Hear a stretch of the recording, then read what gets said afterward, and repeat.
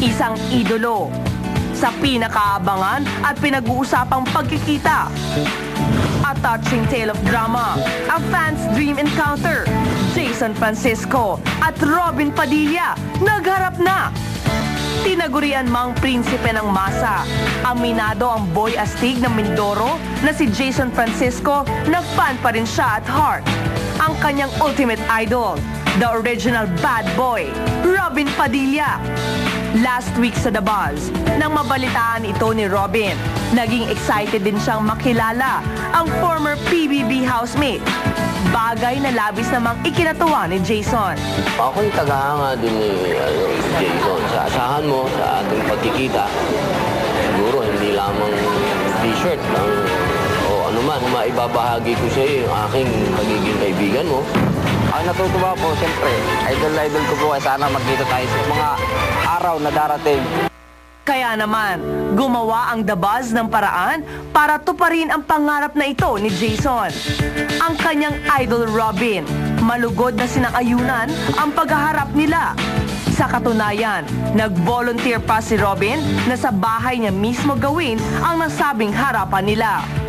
Lunes, March 29, sinundo ng The Buzz si Jason kasama ang kanyang sweetie pie na si Melay. Si Jason, walang kamalay-malay na sa araw na iyon, makakaharap niya na ang idolo. Jason, at tayo ngayon. Saan tayo punta? Pupunta tayo sa museum ni Robin Padilla. Yabang eh. Ito'y parang parating ginagawa. Totoo yan, hindi ko alam. Sobrang happy po ako dahil makikita na rin niya ang kanyang idol and para magkabanding siya, yun talaga ang dream come true niya. Grabe talaga ang pagka-idolo niya, wala talagang kapantay si Robin Padilla sa buhay niya. Oh, yan. Sana kahit sa museum mapasaya kita, Jason. Sige, salamat. Mula sa PBB House, dumiretso sina Jason sa dating bahay ni Robin na isa ng mini museum at learning center ngayon sa Fairview, Quezon City. Pati ang manager ni Robin, naging kasabwat ng The Buzz sa big surprise for Jason.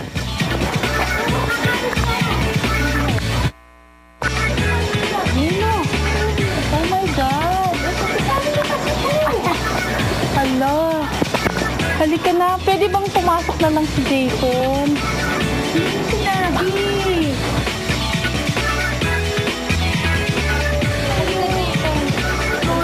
Masama naman ang tingin dito sa akin. Sabi ko naman. Tulad ng pinlano, hinayaan muna ng The Buzz na maglibot ang mag-sweetie pie sa mini museum, kung saan nakita nila ang iba't ibang Robin Padilla memorabilia. Mula sa mga posters at magazine covers, hanggang sa actual na damit at props na ginamit ng aktor sa kanyang hit movies. Si Jason, gusto pa atang mag-take home. Pwede kumuha. Camera dito. Huwag naman, Jason. Gagawin mo. Wala. Ang next na pinuntahan ng mag-sweetie pie, ang mini library na puno ng koleksyon ng mga write-ups at photo albums ni Robin. Sa mga oras na ito, si Jason, umaasa pa ring masisilayan ang idol. Masarap po siya. Pasensya naman, Jason. Hindi ko naman alam na nandito siya dito. Saan po siya punta? May shooting ba siya? Ano bang meron si Robin? Shooting na commercial. Wow.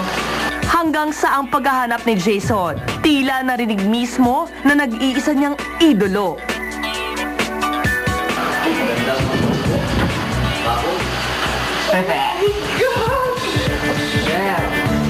Jason!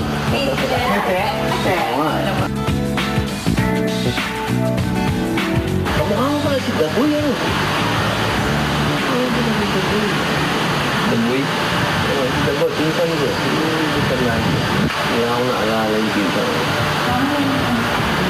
Idol? Ito mo, okay, Sai. Camera mo. Ito na. Ayun mo po talaga. Ayusin mo. Ano ba? Ano meron masasabi mo? Amazing. Isa lang ang masabi ko, amazing. Amazing. Ano mo, ano? Ano yung bata niya? Ma. Okay na naman. Siyempre, sinamantala ni Jason ang natatanging pagkakataong ito para makausap at makabanding si Robin. At talaga nagpaka-host sa pag-i-interview. Ang pinakagusto pelikula na nagawa mo, pinakagusto ko? O talagang gusto mo? Yung marami akong nahalikan. Action. Oo, amista. Huwag lang sundo. Miss na dahil, miss talaga, miss ano sir? Dahil andun ang mga Action. ano. Hindi kayo lahat ng lamat. Tsaka napaka, big ano yun, big movie yan ano. Pero sa love story, siyempre, maging sino ka man. Ano sabi ko sa'yo? Maya-maya, si Binoy parang nakahalata. Biglang binaliktad ang sitwasyon at siya naman ang nagtanong sa mag-sweetie pie. Totoo bang umuusbo ang pag-ibig sa'yo? Hindi mo, char na ba yan? Parang si Rudy Fernandez ng kabataan at si Alma Moreno ng kabataan. Hindi ko kayo magsitunungan, Lego. Parang lang yun, hindi naman yun, parang lang. Hindi mo sabi kamukha mo. Hindi mo naman napakalayo pala. Hindi, ba?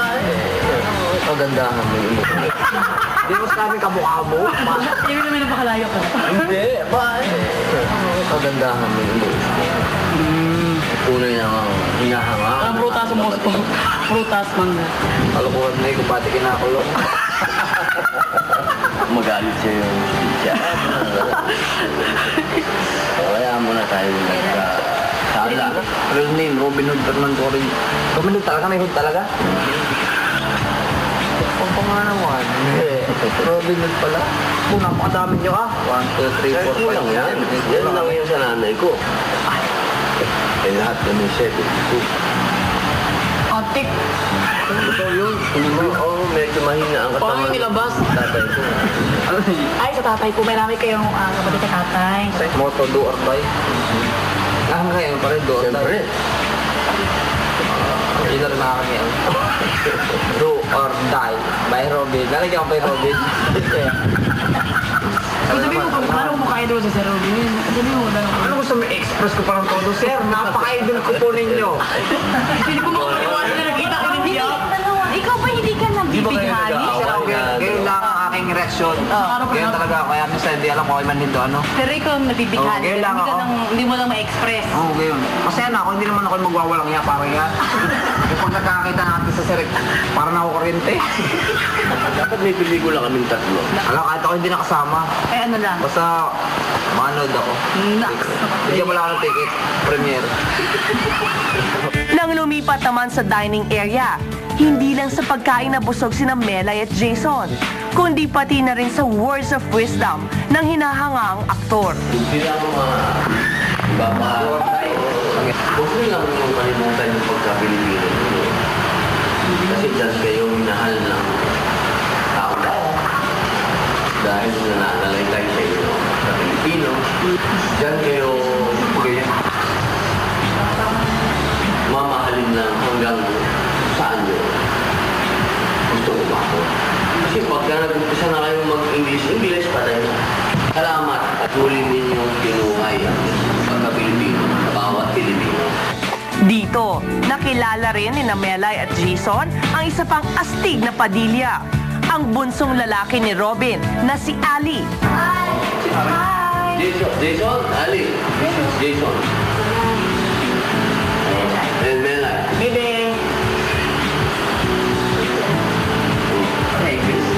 Ang tale of drama sa likod ng paghaharap na ito, inilantad ni Robin kina Jason at Melay. Ang katotohanan dapat ipupunta na kami ng Singapore. Pero dahil dito, Going to Singapore on stay. Hindi ko ba, ang katotohanan, nag-stay lang tayo dito sa'yo, sa ating dalawa. Oo, tingnan.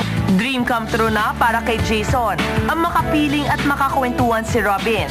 Pero di niya inaakalang may isa pang regalo ang idol na talagang di niya makakalimutan. ito naman ang bibigay ko sa'yo dahil Ano ba lang niya yun? Tama niya. Bibigay mo sa akin yan, sir? Ba't may bibigay yan? Kala ko collection mo yan. total na kamukha mo si Daboy. Oy. Ano mo nga? sa'yo na. Ate ko? Oo. Diyos ko. Bakit? Ako lang ang binigyan niya? Oo. So nalalaman ko sa showbiz. Medyo tumikas ano? Medyo matagal na eh. Kailangan pahiran uli ng ng langis yan.